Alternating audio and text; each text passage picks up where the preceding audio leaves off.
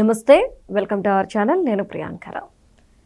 చంద్రబాబు నాయుడు గారు అంటే దారి తప్పుతున్న వాళ్ళని దారిలో పెట్టే ప్రయత్నంలో పడ్డారు. దీనికి ఉదాహరణగా ఇప్పుడు చంద్రబాబు నాయుడు గారు తీసుకున్న డెసిషన్స్ కావచ్చు, లేదంటే నారా లోకేష్ గారు తీసుకున్న డెసిషన్స్ కావచ్చు ఉదాహరణగా నిలుస్తున్నాయి. అయితే ముఖ్యంగా 40 మంది ఎమ్మెల్యేల పనితీరు బాలేదు అని చెప్పేసి వాళ్ళల్లో ఉన్న లోపాలని సేకరించి వాళ్ళకే వివరించి మార్పు దిశగా పయనించేలా దిశానిర్దేశం చేస్తున్నారు చంద్రబాబు నాయుడు గారు. మరి ఎవరా 40 మంది, ఎందుకు ఈ విధంగా జరుగుతుంది అనేది తెలుసుకుందాం.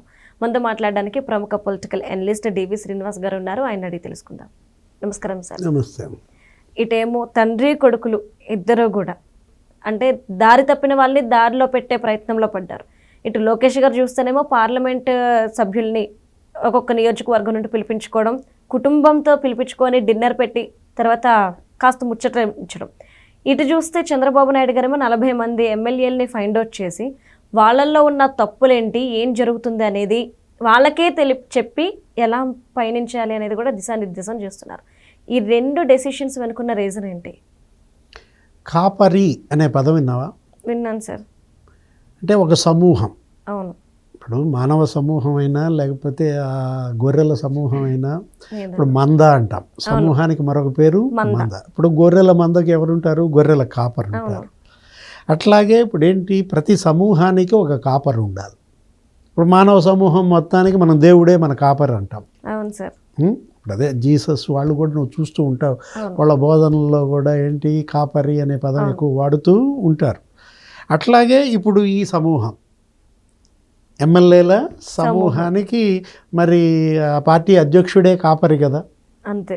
ఇప్పుడు జనసేన ఎమ్మెల్యేలకు కాపరి పవన్ కళ్యాణ్, మరి తెలుగుదేశం ఎమ్మెల్యేలకు కాపరి చంద్రబాబు నాయుడు గారు. వైసీపీ ఎమ్మెల్యేలు లేరు, తక్కువే ఉన్నారు అనుకుంటా. అక్కడ 11 మందికి కాపరి జగన్మోహన్ రెడ్డి. 11లో ఆయన కూడా ఒకరికి అసలు అంటే ఇప్పుడు ఒకటి ఇక్కడ మనం చూడాల్సింది తన సమూహాన్ని కాపాడుకోవటంలో, కాపలా కాయడంలో జగన్మోహన్ రెడ్డి ఎలా ఫెయిల్ అయ్యాడు. ఏది, ఆయన ఎమ్మెల్యేలు తప్పు చేసిన సమర్థించటం, ఇన్ని తప్పులు చేస్తే వాళ్ళకంత ఉన్నత పదవులు ఇవ్వడం. ఏంటి, అబ్బా జగన్మోహన్ రెడ్డి అభిమానం పొందాలంటే మనం బూతులు తిట్టాలి, పిచ్చి పనులు చేయాలి, అవినీతి కుంభకోణాలకి పాల్పడాలి, ఈవీఎం నెలకేసి కొడితే ఆయనకి ఇష్టం. ఇట్లా ఏది, చంద్రబాబు ఇంటి మీదకి వెళ్తే ఆయన దగ్గర మార్కులు వస్తాయి, సీఎంని బూతులు తిట్టించడం, ఇంకా ఆయన దగ్గర బోల్డ్ మార్కులు పడతాయి. ఇప్పుడు అంబటి రాంబాబు కూడా అదే కదా. అది అక్కడ స్కూల్, ఇది ఇక్కడ స్కూల్. తప్పు చేస్తే తాట తీయడం ఇక్కడ స్కూల్, క్లాస్ బీకటం. ఇప్పుడు లోకేష్ బాబు నిన్న కూడా అనకాపల్లి పార్లమెంటు ప్రజాప్రతినిధులు, ఎమ్మెల్యేలు, ఎమ్మెల్సీలతో ఆత్మీయ విందు మొన్న మనం చూసాం. ఏంటి, అక్కడ మచిలీపట్నం వాళ్ళతో అంటే పార్లమెంటు వారీగా ఆయన ఆత్మీయ సమావేశాలు నిర్వహిస్తున్నారు. ఎవరు, లోకేష్ వాళ్ళ కుటుంబ సభ్యులతో కూడా పిలిపించి మరి వాళ్ళతో మాట్లాడటం, కుశల ప్రశ్నలు వేయడం, అది కొడుకు చూసుకుంటున్నాడు. ఈయన 1-to-1 క్లాస్ బీకుతున్నాడా తండ్రి? అంటే మీరు అన్నట్టు తప్పు చేసిన వాళ్ళు, తప్పటడుగులు వేసిన వాళ్ళు, దారిలో పెట్టే ప్రక్రియ. ఇప్పుడు అక్కడ గొంతు ఉంది, జాగ్రత్తగా అడుగే. ఒక పెద్ద దిక్కుగా ఒక తండ్రి స్థానంలో ఉన్న వ్యక్తి చెప్పేదా. ఇప్పుడు రోడ్డు మధ్యలో నడవబాకు, కొట్టేస్తారు. ఫుట్పాత్ ఇచ్చిందే దానికోసం కదా అని మనం చెప్తుంటాం. మన ముందు ఎవరన్నా వెళ్తున్నా కూడా. ఇవాళ మరి తప్పటడుగులు కొంతమంది ఎమ్మెల్యేలు, తప్పుడు పనులు, వెంటనే వాళ్ళని పిలిపించడం, మాట్లాడించడం. అటు పవన్ కళ్యాణ్ అయినా ఇటు చంద్రబాబు అయినా. ఇప్పుడు మీరంతా ఎంతమంది అన్నారు? 40 మంది.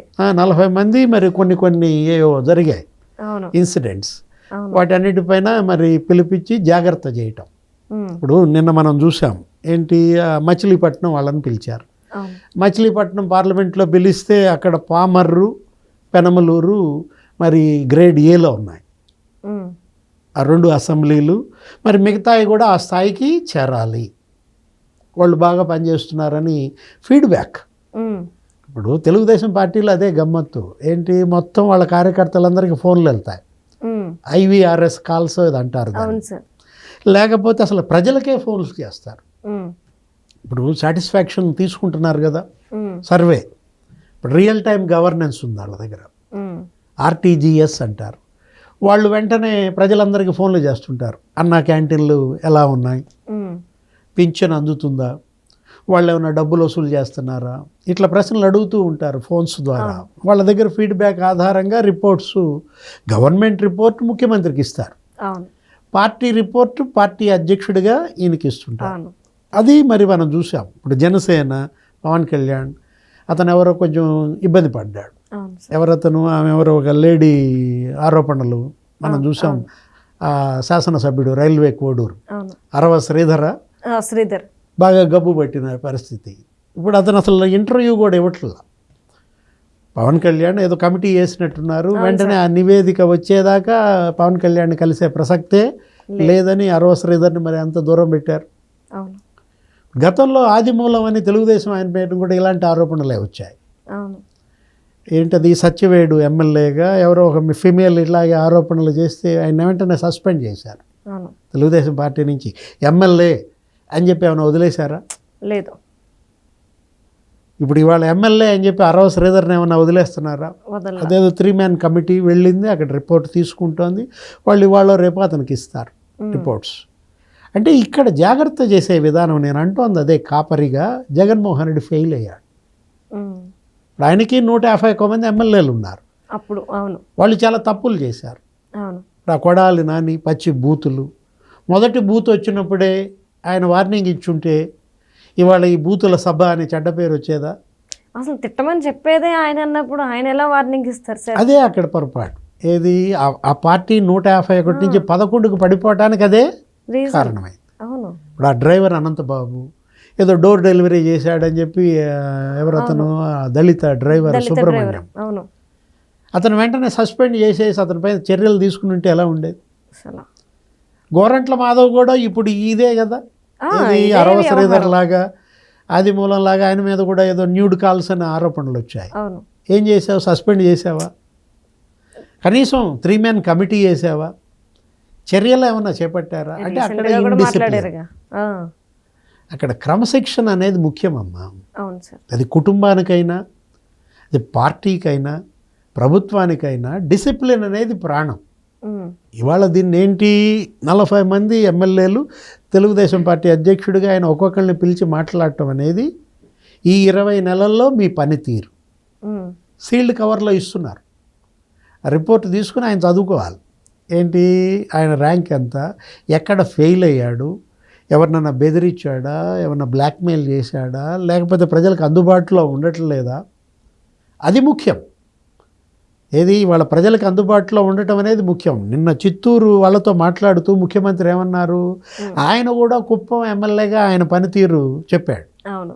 ఇప్పుడు నాకెన్ని మార్కులు వచ్చాయి ఏంటి అనేది కూడా వాళ్ళతో పంచుకొని, ముఖ్యమంత్రిగా ఆయన బాధ్యతలున్నా కుప్పం ప్రజల పట్ల ఆయన బాధ్యతలు విస్మరించకపోవడం. ఇప్పుడు 9 సార్లు ఆయన కుప్పం నుంచి గెలుస్తున్నాడు. 9 సార్లు ఆయన అసెంబ్లీకి వస్తే 8 సార్లు కుప్పం నుంచే, చంద్రగిరి ఒకసారి. అసలు ఎలా సాధ్యమైంది? ఒక పార్టీ అధ్యక్షుడు, ఒక ముఖ్యమంత్రిగా చేసేవాడు, అపోజిషన్ లీడరు 8 సార్లు అసెంబ్లీకి ఆయన వరుసపెట్టి గెలుస్తున్నాడంటే, ఇప్పుడు బుచ్చయ్య చౌదరి గారు 7 సార్లు గెలిచారు.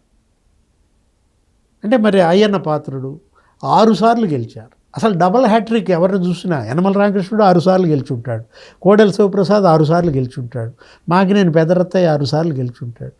అంటే ఎలా అది సాధ్యం అవుతుంది అంటే అందుబాటు, ప్రజలకు అందుబాటులో లేకపోవడం వల్లే జగన్ని 151 నుంచి 11కి తీసుకొచ్చారు. స్పెషల్ ఫ్లైట్లు, హెలికాప్టర్లు, పరదాలు చెట్లు నరకటం, అసలు జనం దగ్గర కలవకపోవడం. ఇవాళ కూడా ఆయన అదే పరిస్థితి. ఏది యలహంకలో మరి 5 రోజులు, ఇక్కడ ఒక 2 రోజులు, ఇప్పుడు ప్రజల దగ్గర వినతి పత్రాలు తీసుకోకపోవడం. బీఆర్ఎస్ అదే కదా, కేసీఆర్ ఆయన జనానికి అందుబాటులో లేకపోవడం వల్ల ఇవాళ బీఆర్ఎస్ అక్కడ ఏ పరిస్థితి అంటే, మీరు 40 మంది నిత్యం జనానికి అందుబాటులో ఉండాలి. మీ నియోజకవర్గంలో జరిగే అభివృద్ధిని ప్రజలకు ఎప్పటికప్పుడు ప్రెస్ మీట్ల ద్వారా చెప్పాలి. ఆ పెన్షన్ల పంపిణీ కార్యక్రమం, ముఖ్యమంత్రి ఇంటికి వచ్చి పెన్షన్ ఇస్తున్నాడు. అవును సార్. ఇప్పుడు 20 నెలల్లో చంద్రబాబు 20 కుటుంబాలు వాళ్ళ ఇళ్ళకెళ్ళి మీకు ఇల్లు ఉందా, మీకు పట్టా ఉందా, నీ కొడుకు ఉద్యోగం ఉందా, అందరినీ అడిగి మరి ఆయన చేస్తున్నది వీళ్ళు స్ఫూర్తిగా తీసుకోవాలి. వీళ్ళు నియోజకవర్గంలో నువ్వు కూడా మరి 20 పేద కుటుంబాల ఇళ్ళకి వెళ్ళావా, ఆ ఎమ్మెల్యే ఆ 40 మంది ప్రశ్నించుకోవాలి. అంటే ప్రజలకు ఎంత దగ్గరగా ఉంటే ఇవాళ వీళ్ళకంత లైఫ్, పొలిటికల్ లైఫ్. అర్థం కాల, నిరంతరం ప్రజల్లో ఉంటే అతనికి అసలు ఎదురే ఉండదు. Right. Thank you so much sir.